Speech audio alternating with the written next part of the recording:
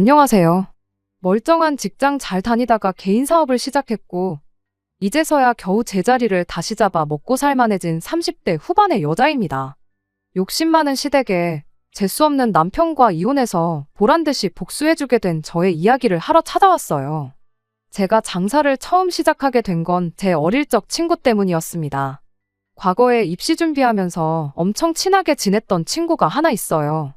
저랑 공부를 비슷비슷하게 하는 친구였다 보니 대학도 비슷한 곳에 진학하게 되었습니다. 그런데 그 친구가 대학 들어간 지 얼마 지나지 않아서 유학길에 올랐어요. 연락을 자주 주고받긴 했지만 시차도 있고 서로 바쁘기도 하다 보니 점점 생사 정도만 알고 지내는 사이가 되었죠. 그렇게 대학 졸업하고 저는 취직까지 성공해 알만한 사람은 전부 알 법한 그런 회사에 들어가게 되었습니다. 학교 다닐 때도 바빠서 연락이 힘들었는데 취직까지 했으니 그 후론 정말 그 친구와 연락 한 통 나눌 여유조차 사라졌지요. 그렇게 직장 생활 3년 차를 넘기고 있을 무렵 미국으로 유학 갔던 그 친구한테서 연락이 왔어요. 자기가 얼마 전에 한국 돌아와서 창업을 했는데 한번 놀러 오라고요. 한국 돌아와서도 오픈 준비한다고 정신없이 바빠서 연락할 겨를이 없었는데 가게 오픈한 만큼 이제 시간적으로 여유가 많다면서 오랜만에 얼굴 좀 보자고 유학 떠난 뒤로 그나마 친구라고 연락하고 지냈던 게 저밖에 없더라며 꼭 좀 와달라고 부탁을 해왔습니다. 친구가 한다는 가게 위치도 엄청 애매한 곳에 있었어요. 접근성은 나쁘지 않은 편이었는데 주변에 상권이라고는 하나도 없는 그런 곳이었습니다. 그런데 매장 앞에 도착하니 주차장은 차로 꽉 차 있고 가게 앞은 줄을 기다리는 손님들로 인산이네였어요. 제 눈을 믿을 수가 없었죠. 당연히 내놓으라 하는 이공계 들어가서 해외 유학까지 마치고 왔으니 당연히 IT 관련된 큰 회사로 취직을 할 줄 알았던 친구가 앞치마를 메고 음식 만드는데 여념이 없으니 그 광경도 참 새롭더군요. 친구는 자기도 가게가 이만큼 바쁠 줄 몰랐다며 놀러 오라고 해놓고 신경도 못 써줘서 저한테 미안하다고 몇 번을 사과하는데 그래도 제가 나름 일머리도 있는 편이고 따라하는 건 금방 배우는 타입이었다 보니 친구한테 그럴 게 아니고 내가 할 수 있는 건 도와주겠다 말하고 그날 하루 아예 일을 도와줬습니다. 줄이 워낙에 길었다 보니 점심시간이 훨씬 지난 4시가 돼서야 손님이 빠지기 시작했어요. 정신없이 바빠서 그랬나 시간도 그만큼 빨리 흐르더군요. 그리고 그때 바로 이거다 하는 생각이 들었습니다. 그때 한참 딱딱한 회사 문화에 염증을 느끼고 있던 시기이기도 했거든요. 의미 없이 직원들 일찍 집에 가는 게 싫다고 붙잡아두기식으로 강제하는 야근에 모난 돌은 정 맞는다고 내 의견 하나 똑바로 피력하기 힘든 수직적인 사내 문화 등등. 돈이야 벌겠지만 이 회사 다녀봐야 나한테 도움될 거 하나 없지 않겠나 하는 생각에 하루하루가 스트레스였는데 이 친구를 보니 차라리 힘들더라도 나를 위해 일하고 내가 일한 만큼 벌어가는 게 훨씬 좋겠다 싶은 생각이 더 컸었나 봐요. 장사를 쉽게 본 건 절대 아닙니다. 친구는 친구 나름대로의 고충이 있을 거라 생각했어요. 실제로 친구가 그날 저랑 대화 나누면서 정해진 시간만 일하면 달마다 정해진 고정 수입을 주는 안정적인 직장 생활하는 사람들 보면 참 부럽다고 말까지 해줬다 보니 장사의 어려움은 이미 시작하기 전부터 회사 생활보다 더 힘들 수 있겠구나 하는 생각을 갖고 있었어요. 길고 짧은 거 대보는 것보다 직접 몸으로 부딪혀보는 게 훨씬 빠르겠다는 생각에 내친 김에 그 다음 주에 회사 그만두고 다시 친구한테 일 배우고 싶다고 찾아갔습니다. 친구랑 그 어떤 상의를 하고 간 게 아니었다 보니 난데없는 저희 요청에 친구는 엄청 당황을 했어요. 그도 그럴 게 일손이 부족한 건 사실이지만 당장은 아르바이트를 뽑았으면 되는 건데 굳이 친구 얘기까지 한 저를 쓰는 게 업주 입장에서는 참 부담스러웠겠지요. 그래서 솔직하게 말했어요. 나도 너처럼 내 가게를 갖고 싶다고 다만 아는 것도 없고 뭐부터 시작해야 할지도 모르니 그냥 밑바닥부터 배우고 싶어서 찾아온 거라고요. 돈 같은 거 안 줘도 되니 차근차근 하나씩 알려만 달라고 했습니다. 제가 진심인 게 느껴졌던 건지 친구도 알겠다고 했고 그렇게 친구 밑에서 딱 1년을 일을 하게 되었습니다. 생각보다 월급도 넉넉하게 챙겨줬고 친구가 자기가 배워온 모든 걸 저한테 전수를 해줬어요. 그뿐만이 아니라 메뉴 레시피까지 전부 저한테 알려줬고 마지막에 가선 저한테 엄청난 제안까지 해줬습니다. 어디에다가 가게를 차리던 간판이며 이런 거 다 그대로 써도 괜찮다고요. 자기 가게는 이미 인터넷에 홍보도 많이 된 상태고 하니 원한다면 간판도 그대로 사용해도 좋다고 말이죠. 게다가 상호명을 사용하는 데 있어서도 그 어떤 로얄티도 받을 생각 없고 추가적으로 지점을 내서 체인 사업을 할 생각도 없으니 그런 부분도 걱정 말라고 하더라고요. 정말 몸둘 바를 모를 정도로 너무 고마운 제안이었죠. 친구 딴에도 저한테 고마웠던 게 많았나 봐요. 친구 또한 유학까지 다녀와서 미국에서 세계 굴지의 기업에 취직까지 했는데 그 자리 마다하고 일을 배워 한국까지 돌아와서 차린 가게랍니다. 다들 자기한테 미쳤다고 손가락질하기 바빴는데 딱 저 한 명 자기 가능성을 알아봐 준 게 저라고요. 게다가 멀쩡히 다니던 회사 그만두고 자기를 찾아와 주기까지 한 게 어떤 면으로는 참 고마웠다면서요. 아무튼 그렇게 일을 배워나온 저는 회사 근처에서 혼자 지내고 있던 집 전세 계약이 끝남과 동시에 보증금 돌려받아 그 길로 고향으로 돌아왔습니다. 집에 회사를 그만뒀다는 사실을 알린 적 없다 보니 회사 그만두고 장사할 생각이라며 찾아온 저를 두고 저희 부모님께서도 제정신이냐고 뭐라 한마디 하셨죠. 하지만 저는 어느 정도 이 장사에 대한 확신이 있었다 보니 역으로 부모님을 설득할 수 있었습니다. 저희 부모님께서도 적성에 안 맞는 걸 직장이라고 붙들고 있는 것보다 자기한테 맞는 일 찾아서 하는 게 오히려 나을 수도 있다며 이내 제 결정을 응원해주기 시작하셨어요. 그렇게 역으로 부모님께 제가 가게를 여는데 모자란 만큼을 지원받을 수 있었습니다. 아무래도 이쪽 동네가 서울 경기권만큼 인구가 많은 지역은 아니다 보니 친구처럼 접근성 좋은 곳에 사람들이 알아서 찾아오도록 가게를 차리는 것보다 유동인구가 많은 곳에 가게를 차리는 게 맞겠다 싶었어요. 운 좋게 주거단지가 밀집한 동네에 지하철역도 가까운 곳에 자리를 하나 얻게 되어 거기에 가게를 오픈하게 되었습니다. 친구 말처럼 가게 이름 자체가 인터넷에서 워낙에 유명했다 보니 가게가 자리를 잡는 데까지는 그렇게 오랜 시간이 걸리지 않았습니다. 실제로 친구가 다른 지점을 열지 않겠다는 약속도 지켜주었어요. 인터넷에서 화제인 가게이니만큼 여러 군데서 5만 가지 제안이 다 왔었나 봅니다. 투자해 줄 테니 체인 사업을 해보자는 사람들부터 시작해서 백화점 식품관에서도 협업 제안이 왔었다고 해요. 돈을 훨씬 많이 벌 수 있는 제안들이었는데 친구는 혹시나 그게 제 가게 매출에 영향을 줄 수도 있겠다 싶어서 딱 잘라 그 제안을 거절했답니다. 그런 친구의 배려에도 불구하고 제 가게가 친구 가게와 비교해보면 돈을 쓸어 담는다고 할 만큼 장사가 잘 되지는 않았어요. 회사 다닐 때 월급하고 비교하면 조금 더 잘 버는 수준이긴 했지만 아무래도 내 장사다 보니 신경 쓸 것도 너무 많고 여러모로 아쉬운 점이 많았습니다. 그래도 장사가 어느 정도 자리를 잡고 나서는 직원 2명 쓰고 그러다 보니까 시간적으로 여유가 조금 생기더라고요. 그러다 만난 사람이 남편이었지요. 나이가 있었다 보니 연애를 시작하고 결혼까지 가는데 1년 정도의 시간밖에 걸리지 않았습니다. 남편은 어떻게 보면 저랑은 정반대의 사람이었어요. 얽매이는 게 싫어서 직장 생활에 염증을 느꼈던 저와는 다르게 남편은 자기가 다니는 회사에 자부심까지 가지고 있는 그런 사람이었습니다. 의미 없는 야근도 너무 싫었고 까라면 까라는 수직적인 구조도 싫었는데 남편은 반대로 회사가 시키지도 않아도 자처해서 야근을 하고 밖에 나가서는 우리 사장님이 참 대단하신 분이다. 존경하는 사람이다 라고 자기 입으로 말하고 다닐 만큼 애사심이 대단한 사람이었죠. 그만큼 성실한 사람이었다 보니 제 인생에 있어서 좋은 동반자가 되어주겠구나 생각했어요. 실제로 연애하는 동안 다툼 한 번 없었고 모든 일에 있어서 제 편이 되어주었거든요. 결혼 자금은 액수만 두고 보자면 남편이 저보다 많이 해왔어요. 아무래도 저는 그간 평생 모은 돈으로 창업을 했다 보니 그 이후에 금방 가게가 자리 잡았다 한들 그 후로 모아놓은 돈이 많지가 않았거든요. 액수만 따진다면야 남편이 훨씬 많이 해오긴 했지만 저도 제 돈의 가게 권리까지 생각하면 사실상 비슷한 돈이긴 했어요. 대출도 그만큼 많았다 보니 앞으로 둘이 벌어서 대출을 같이 갚아나갈 텐데 반반 결혼이나 마찬가지인 결혼이었습니다. 그런데 그렇게 생각하는 게 저 하나뿐이었다는 게 문제라면 문제였지요.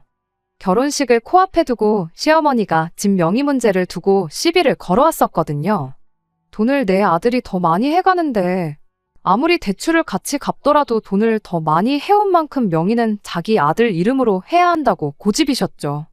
그도 그럴 게 그때까지만 해도 시댁에서는 제가 달에 얼마나 버는지 몰랐었어요.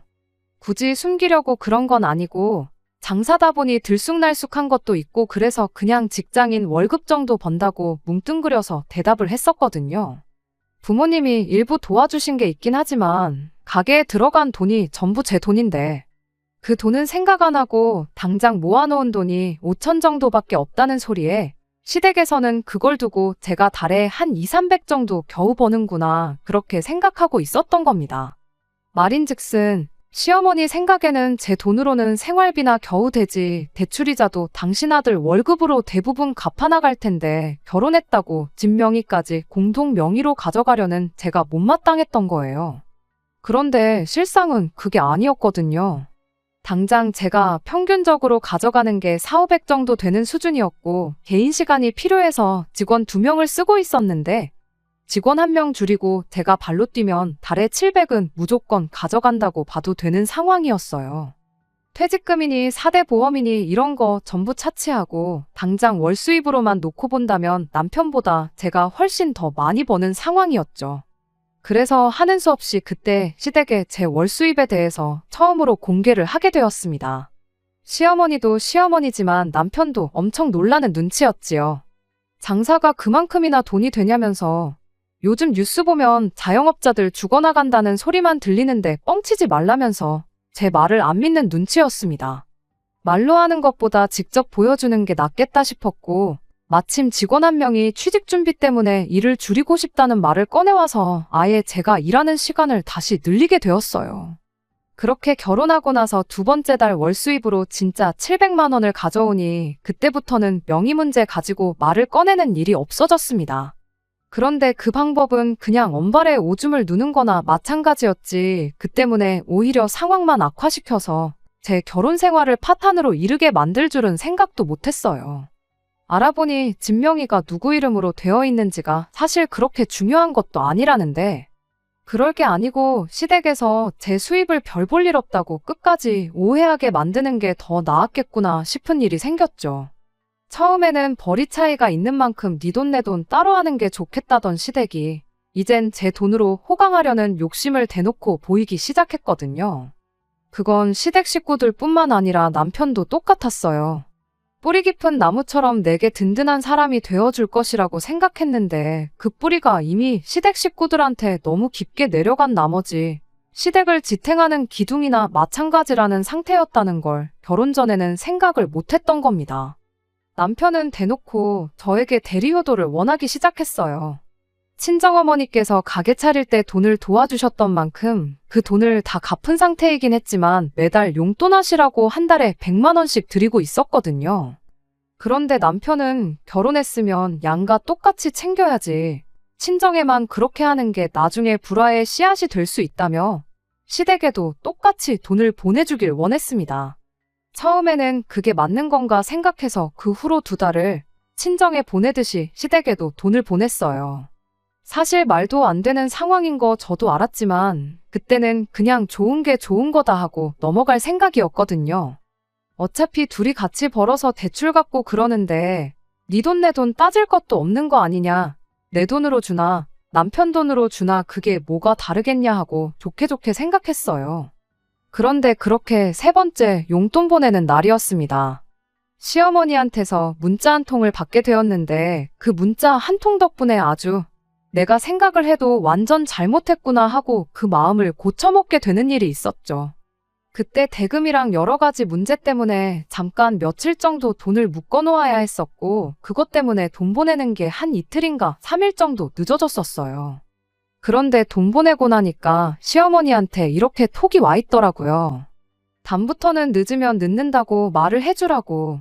이번 달은 안 주는 줄 알고 물어볼까 말까 그런 생각을 했었다며 사람 치사하게 만들지 말라는 듯이 경고를 하더라고요. 저는 마음 써서 안 줘도 되는 걸 드리는 거라 생각했는데 이런 말을 들으니 어이가 없고 기분도 몹시 나빴죠. 남편한테 이 이야기를 했더니 엄마 말이 틀린 건 없지 않냐고 저금이 없는 것도 아닌데 꼭 그걸 월 수입 확정되는 날에 맞춰서 드려야 하냐고 뭐라 하는 겁니다. 이건 뭐 죽어도 욕먹는 꼴인 건가 싶어서 남편한테 앞으로 시댁에 드리는 돈은 당신 돈으로 보내라고 했어요. 어차피 우리 두 사람 주머니에서 나가는 건데 누구 주머니에서 나가는 게 뭐가 중요하냐고. 나는 내 부모 챙기고 당신은 당신 가족 챙기고 그게 이치에 맞지 않냐고 한마디 했죠. 막상 내 돈 주는 건 안 아까웠는데 자기 돈 주려니 아까웠는지 그 달로 시댁의 용돈은 아예 끊기게 되었습니다. 하지만 또 돈을 안 보내게 되는 만큼 저로 하여금 대리효도를 강요하기 시작했어요. 자영업자 좋은 게 뭐냐고. 너가 사장인 만큼 시간 쓰는 게 자유로운 게 장점 아니겠냐며. 다른 집 며느리들은 일부러 시어머니 모시고 백화점도 다녀오고 한다는데 너도 다른 집 며느리들처럼 시부모 모시고 시간 내서 여기저기 좀 다녀오라 하는 겁니다. 그 말에는 대응조차 할 필요 없었죠. 다른 집 며느리들은 남편이 벌어다주는 돈으로 전업주부 생활 하고 있어서 그런 거 아니겠냐고요. 그렇다고 내가 더 잘 버는데 가게까지 닫아가며 시어머니 모시고 여기저기 다닐 생각은 없으니 벌이가 더 적은 당신이 회사 그만두고 우리 친정부모님한테 효도하면서 대릴사위 노릇 하는 게 어떻겠냐고 한마디 했더니 대리효도 이야기 또한 쏙 들어가게 되었어요. 결혼 전과는 180도 달라진 모습에 제 속도 속이 아니었습니다. 그런데 시간이 약이라는 말처럼 결혼 생활 어느 정도 지나고 나니 상황이 많이 나아지기 시작했어요. 시어머니가 저를 어려워하기 시작했던 겁니다. 남편 아래로 저보다도 2살 어린 신우가 있어요.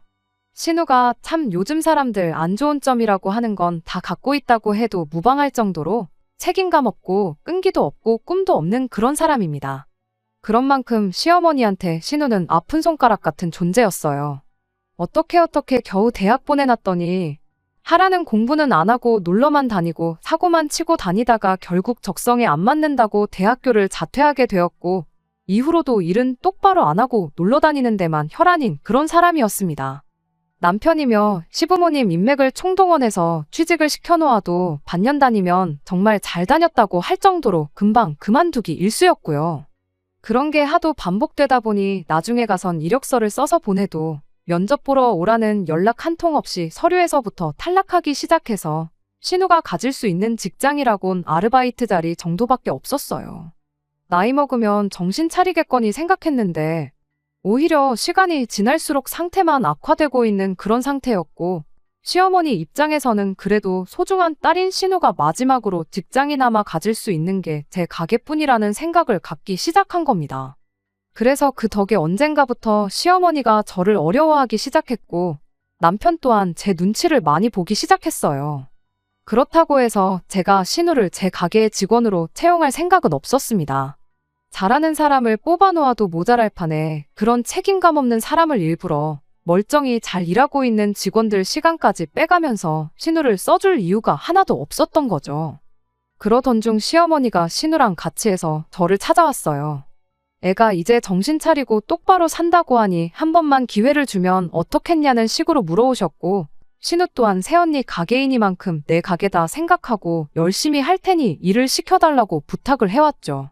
하도 간곡하게 사정을 하길래 결국엔 그 부탁을 들어주기로 했어요. 내가 내 수입 덜 가져가겠다는 생각으로 직원들 시간 하나 건드리지 않고 신우 자리를 하나 만들어줬습니다. 솔직히 처음엔 신우가 한 달 버티면 오래 버티는 거다 생각하고 만들어준 자리였는데 진짜로 이번엔 정신을 차린 건지 정말 자기 가게처럼 열심히 일을 하더라고요. 가게 문 열기 10분 전에 가게 앞에 와서 기다리고 있지 않나. 다른 직원들에 비해서 손이 느리고 일머리가 많이 없기는 했지만 정말 열정적으로 최선을 다해서 일을 하는 모습에 저도 생각을 달리하게 되었어요. 그리고 그렇게 신우를 제 가게에서 일을 시킨 덕분에 남편과 시어머니와의 관계도 좋아지기 시작했으니 더할 나위 없이 좋은 결정을 내렸구나 그런 생각을 하게 되었습니다. 신우가 생각보다 잘 따라와주고 워낙에 열심히 하는 모습을 보여줬다 보니 반년이 지나고부터는 최저시급으로 쳐줬던 급여도 다른 직원들 받던 만큼까지 올려주고 그랬어요. 제가 가게에 나와 있으면 제 옆에 딱 달라붙어서 제가 하는 일 다 노트에 받아 적고 메모하는 모습을 보고 이젠 진짜 정신 차렸는가 보구나 하고 신우를 달리 보게 되었습니다. 그런데 그렇게 1년이 더 지나서 신우가 갑자기 일을 그만두겠다는 의사를 전해왔습니다. 일하는 게 나쁘거나 그런 건 아닌데 아무래도 장사는 자기 적성이 아닌 것 같다며 그동안 일하면서 벌어놓은 돈을 가지고 공무원 시험이나 준비해야겠다고 그러더라고요. 일도 어느 정도 손에 익은 듯 보이고 직원들하고 팀워크도 좋아졌는데 막상 신우가 그만둔다고 하니 아쉽기까지 했습니다. 그래도 자기한테 더 잘 맞는 일을 하겠다고 그만두는 신우를 붙잡는 건 또 아니겠다 싶었어요. 그래도 나름 가족이자 사장이라고 퇴직 금명목으로 현금도 두둑하게 챙겨주고 신우의 성공을 바래주기로 했습니다. 어차피 신우가 없어도 굴러가던 가게였다 보니 신우가 나갔다고 해서 직원을 새로 뽑지는 않았고 다시 제가 일하는 시간을 늘려 가게를 도와주기 시작했죠. 신우가 가게를 나갔다고 해서 시어머니와 관계가 다시 악화되고 남편이 저한테 다시 대리효도를 요구하고 그러지는 않았습니다. 결혼 생활 초반에 있던 불협화음도 사라졌고 이제 정상적으로 모든 게 제대로 흘러가는구나 그렇게 생각했는데 그게 아니었어요. 저희 가게에서 그렇게 멀지 않은 위치에 제 가게랑 똑같은 가게가 하나 생겼습니다. 간판 이름도 최대한 비슷하게 만들었고 인테리어까지 거의 그대로 빼다 박은 가게였습니다. 그리고 그 가게를 차린 장본인은 다른 사람이 아니라 공무원 준비를 한다고 가게를 나간 신우와 시어머니였습니다. 정말 믿는 도끼에 발등을 찍혀도 이보다 아플 수가 없었어요. 정신 차리고 열심히 일을 했던 게 사실은 제 가게랑 똑같은 가게 하나 차릴 생각으로 열심히 했던 겁니다. 제가 일하는 거 따라하고 지켜보던 것도 열심히 받아 적던 것도 전부 다 잘하려고 노력한 게 아니라 때가 되면 제 뒤통수를 때릴 생각을 하고 있었던 거죠. 엎친 데 덮친 격으로 저희 가게 직원들까지 그만두겠다는 의사를 전해왔어요. 이유는 물어볼 것도 없었죠. 신우가 제가 주는 것보다 월급을 100만 원씩 더 쳐준다고 했다고 신우네 가게로 옮기기로 했답니다. 제가 직원들한테 돈을 짜게 주고 있던 것도 아니었는데 그렇다고 당장 일할 사람 붙잡겠다고 신우가 주기로 한 돈을 맞춰주는 것도 아닐 일이다 싶어서 결국 몇 년을 함께한 직원들까지도 신우한테 빼앗기게 되었어요.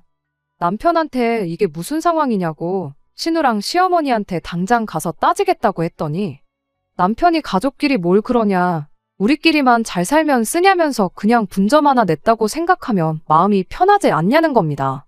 아니, 차라리 그럼 가게 한 개 더 낼 생각 없냐고 물어봤으면 되는 거 아니냐고. 이렇게 사람 뒤통수 때리는 게 정상적인 거냐고. 그리고 따지고 보면 내 친구가 본점을 하고 있는 거고 내가 하는 게 분점인데 분점 5분 거리에 분점을 또 내는 가게가 세상에 또 어디 있냐고 남편한테 한마디 했죠.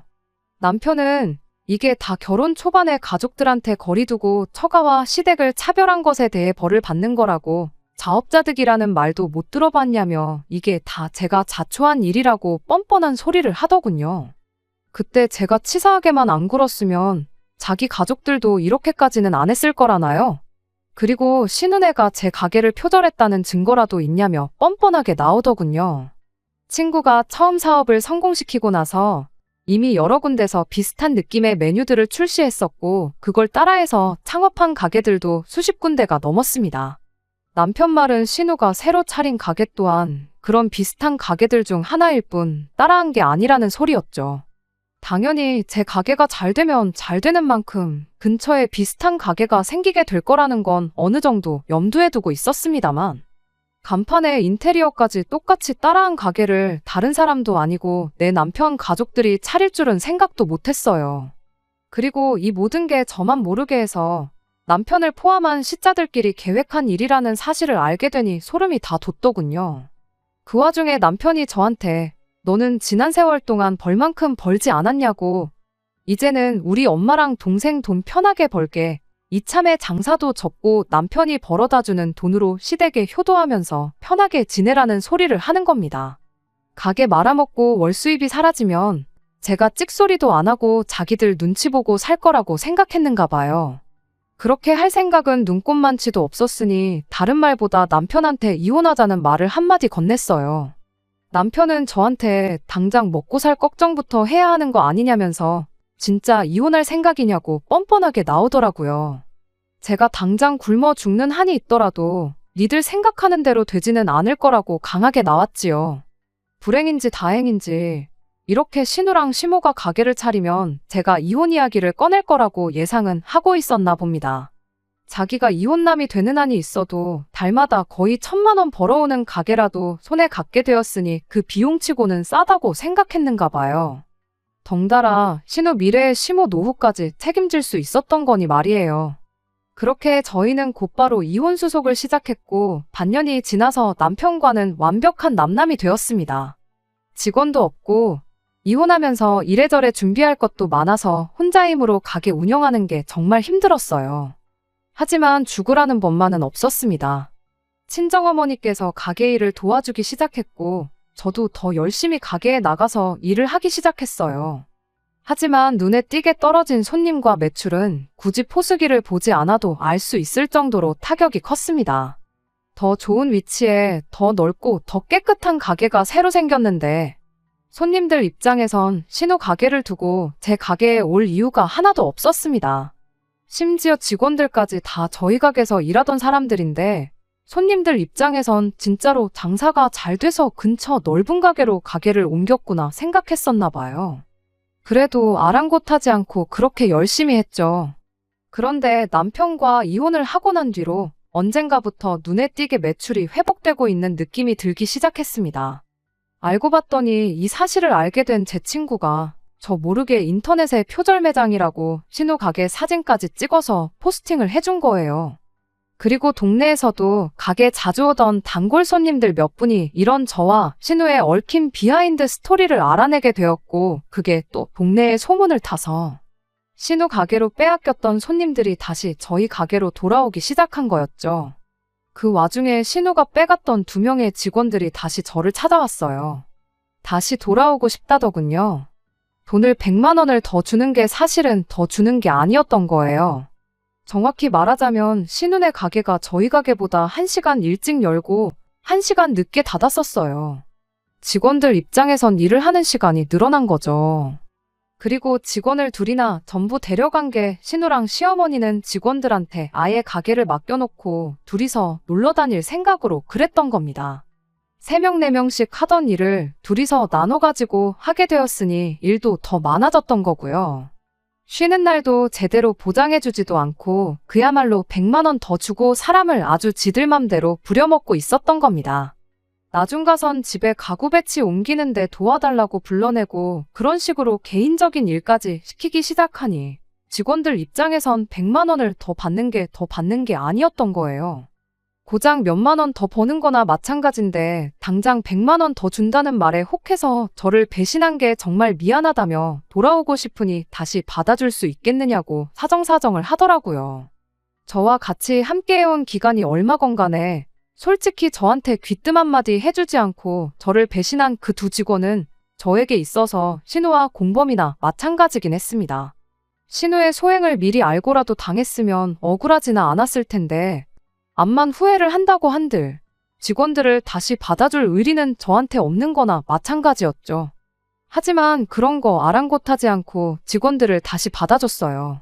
무슨 수를 써도 수년간 합을 맞춰온 이 직원들 없이 신우랑 시어머니 둘이서 가게를 꾸려나갈 재간이 없다는 건 제가 누구보다 잘 알고 있었거든요.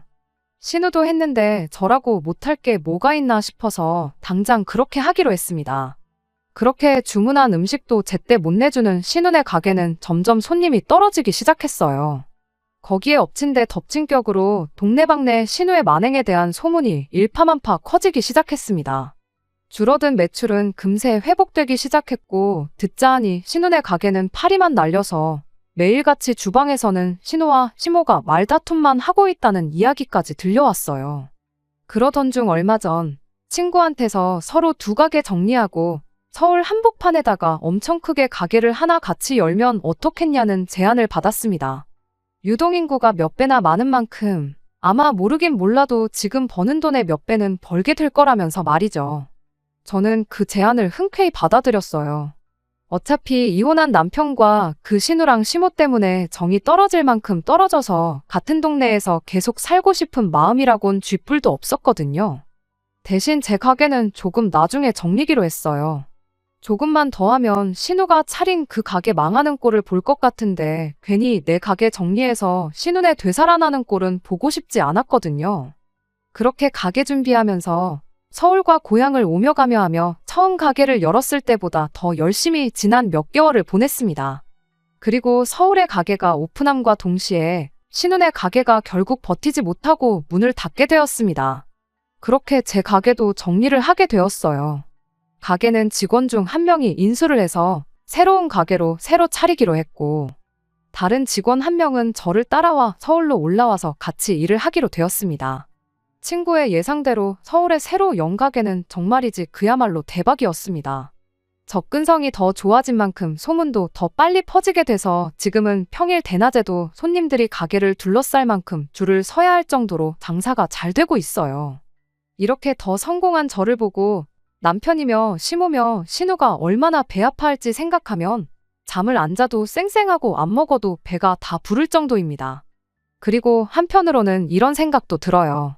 신우랑 시모가 욕심내지 않고 신우를 제 밑에서 계속 일하게 시켰다면 아마 모르긴 몰라도 제가 이렇게 서울에 올라오면서 신우한테 가게 권리를 전부 넘기고 왔을지도 모른다는 걸요. 아니면 동업자 대우로 신우랑 같이 서울로 올라왔을 수도 있고요. 욕심 조금만 덜 부렸어도 평생 먹고 살 걱정은 없게 만들어줄 수 있었을 텐데 제 욕심에 쫄딱 망해버린 시댁 보니까 남편 말 맞다나 자업자득이라는 말이 괜히 있는 말이 아니구나 싶네요. 끝까지 들어주셔서 감사합니다. 오늘의 사연은 여기까지입니다. 구독과 좋아요, 알람 설정 부탁드리고 더 좋은 사연으로 다시 찾아뵙겠습니다. 감사합니다.